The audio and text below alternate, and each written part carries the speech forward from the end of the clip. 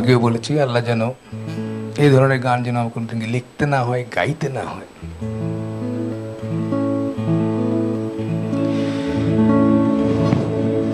কতটুকু অশ্রু গড়ালে হৃদয় জলে সিক্ত, কত প্রদীপ শিখা জ্বালালে জীবন আলোয় উদ্দীপ্ত, কত ব্যথা বুকে চাপালে তাকে বলি আমি ধৈর্য। নির্মমতা কত দূর হলে জাতি হবে নির্লজ্জ। আমি চিৎকার করে কাঁদিতে চাহিয়া